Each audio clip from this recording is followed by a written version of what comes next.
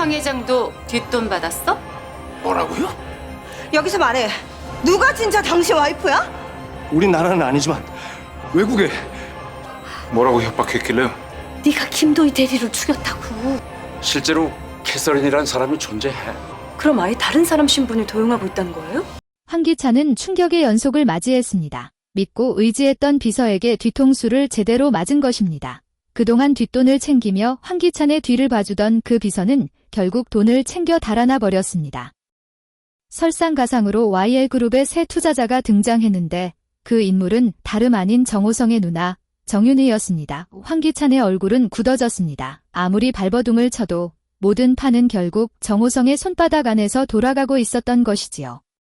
DH홀딩스를 쫓아내려는 술수가 무슨 의미가 있겠습니까? 새로운 투자사조차 정호성이 운영하는 곳이었으니 황기찬은 도망칠 길조차 없는 처지가 되고 말았습니다. 게다가 더 뼈아픈 사실, 황기찬의 마지막 희망이었던 비자금마저 이제 손에 닿지 않게 되었습니다. 그 자금을 관리하던 인물이 강세리였는데 그녀가 신분을 도용해 살아왔다는 사실이 드러난 이상 비자금 계좌는 더 이상 열 수 없는 금고와도 같았습니다. 황기찬은 한국에서도 해외에서도 발붙일 곳이 사라져 버렸습니다. 그때 노숙자의 한마디가 황기찬을 흔들었습니다. 내가 김도희 대리를 죽였다고 내가 직접 들었어. 무거운 고발처럼 날아든 그 말은 황기찬의 귓가를 파고들며 심장을 옥죄었습니다. 그리고 도민준의 보고는 그를 더욱 창백하게 만들었습니다. 회장님, 미국에서 캐서린이라 불리던 강세리. 실제로는 존재하는 인물이 따로 있습니다. 강세리는 전혀 다른 사람의 신분을 훔쳐 미국에서 살아왔던 것이었습니다. 황기찬은 숨이 막히듯 말을 잃었고 강재인은 날카롭게 웃었습니다. 미국에서 신분 도용을 했다면 감옥 직행이에요. 강세리, 이번엔 끝장입니다. 강재인의 차가운 눈빛은 이미 승리를 확신하고 있었습니다. 강세리의 가짜 인생이 무너지는 순간 황기찬의 마지막 희망까지 함께 끊겨버린 것입니다. 결국 남은 것은 추락분, 믿었던 사람에게 버림받고 투자사까지 정호성의 손에 넘어가고 비자금조차 쓸 수 없게 된 황기찬, 그 얼굴은 점점 더 깊은 절망으로 굳어졌습니다. 이번 예고편 정말 통쾌하지 않을 수 없었습니다. 거짓과 욕망으로 쌓아 올린 성이 무너져 내리는 모습. 드디어 시청자들이 기다리던 순간이 왔습니다. 구독과 좋아요도 꾹 눌러주세요. 영상 제작에 큰 힘이 됩니다. 한편 이번 회에서는요. YDB 인터내셔널의 투자 소식은 곧바로 판을 흔들었습니다. 황기찬은 비서에게 보고를 받습니다. DH홀딩스가 투자한 회사 기밀을 빼낸 정황이 확인됐습니다. 순간 황기찬의 입꼬리가 비틀렸습니다. 역시 그렇군. 중소기업과 투자했다가 신기술을 빼돌려온 추잡한 짓. 그런 회사에 무슨 신뢰가 있겠어. 계약 파기다.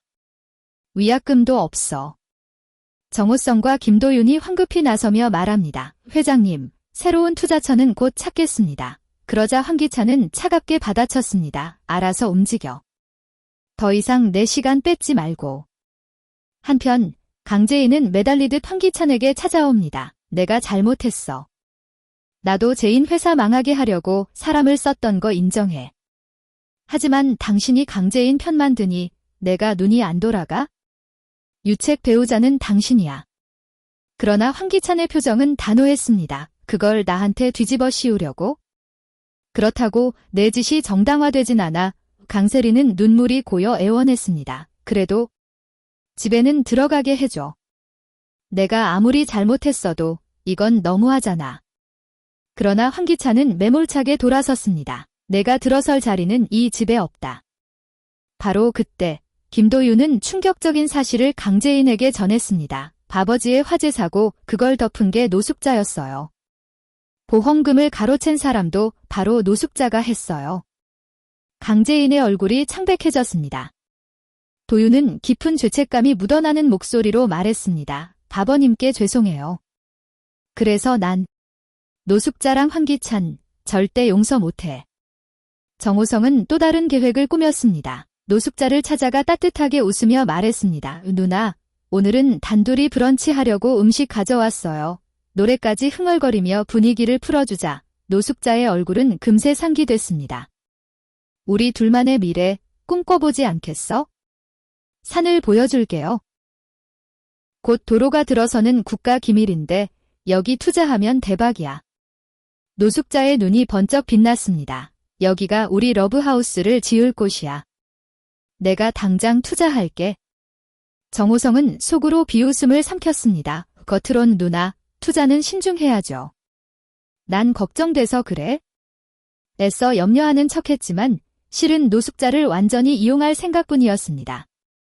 다음 날 기사가 터지자 회사 전체가 뒤집어졌습니다. 사무실 복도는 술렁였고 언론은 연일 강세리의 추악한 과거를 헤드라인으로 뽑아냈습니다. 집에서도 평화는 없었습니다. 황나라는 언니가 집에 들어온 뒤로 하루도 조용할 날이 없다며 눈살을 찌푸렸습니다. 언니 때문에 우리 집 꼴이 이게 뭐야? 제발 좀 나가줘. 강세리는 이를 악물고 강미란을 찾아가 따져들었습니다. 어떻게 내 뒤통수를 칠 수가 있어요. 강미란은 냉정한 눈빛으로 세리를 내려다보더니 날카로운 소리를 내며 뺨을 때렸습니다. 주제에 나한테 까불어. 마음 같아선 널 아무도 모르는데 끌고 가서 생매장이라도 해버리고 싶어. 하지만 참는다. 다시는 제인이나 내 조카 건드리면 절대 용서 안 해. 그 순간 강세리의 얼굴은 창백해졌습니다. 이제는 누구도 그녀를 감싸지 않았습니다. 거짓으로 포장해온 인생이 하나둘 벗겨지면서 결국 세상에 드러난 것은 추악한 욕망뿐이었습니다.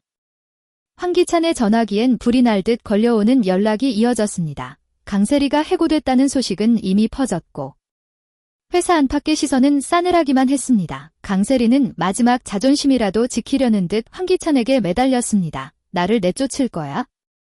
이혼한 전처 편만 드는 게 옳으냐고? 최소한 집에는 들어가게 해줘야 하는 거 아니냐고? 그러나 황기찬은 냉정했습니다. 강세리, 내 최악의 리스트가 당신이야. 새로운 투자 계약 앞에서 절대 나서지 마. 차라리 내 곁에 없는 게 낫겠어. 그 말에 세리의 눈빛이 흔들렸습니다. 그녀는 회장실에서조차 쫓겨났고 이제는 황기찬에게조차 버려졌습니다. 하지만 포기하지 않았습니다. 강재인을 향한 증오와 복수심은 오히려 더욱 짙어지고 있었습니다. 한편 노숙자는 강세리를 향해 쿠션을 던지며 소리쳤습니다. 천한 게 어디 우리 집에 들어와. 내가 들어오고부터 우리 집이 이 지경이야. 그러나 강세리도 물러서지 않았습니다. 어머니, 아들 황기찬이 무슨 짓 했는지 아세요? 기찬 씨가 사람을 죽였어요. 김도희 대리를 차로 치어 죽였다고요? 내가 옆에서 다 봤어요. 노숙자는 얼굴이 굳으며 손사래를 쳤습니다. 입이라고 다 똑같은 게 아니야. 내 입에서 나오는 건 다 거짓말이야. 하지만 세리는 조용히 속삭였습니다. 제가 입 열면 기찬 씨는 감옥 갑니다. 결국 다 무너져요. 나는 동승자였으니 크게 처벌받지도 않아요. 다치는 건 기찬 씨라고요. 노숙자의 얼굴엔 두려움이 번졌습니다. 저것이 입만 열면 우리 기찬이 끝장이구나. 한편 김도윤은 김도희 사건을 재수사 요청했습니다. 정호성과 연결된 믿을 만한 경찰을 통해 진실을 밝히겠다고 나선 것입니다. 황기찬은 새로운 투자사를 만나기 위해 분주했습니다. 대표님 연배가 어머니와 비슷합니다. 모시고 오시죠. 비서의 말에 황기찬은 노숙자를 회사로 불렀습니다. 하지만 노숙자는 속으로 이미 다른 꿈을 꾸고 있었습니다. 정호성과 함께 시골촌에서 러브하우스를 짓겠다며 전 재산을 쏟아붓는 상상에 빠져 있었던 것입니다. 그 선택은 곧 파멸을 불러올지도 모르는 길이었습니다. 그리고 DH홀딩스의 새로운 투자자가 찾아왔습니다. 그 자리에 나타난 인물은 뜻밖에도 정호성의 누나 정윤희였습니다. 분위기는 순식간에 술렁였고 판은 새로운 국면으로 접어들었습니다. 여왕의 집 다음 회 너무 기다려지는데요. 구독과 좋아요는 영상 제작에 큰 힘이 됩니다. 감사합니다.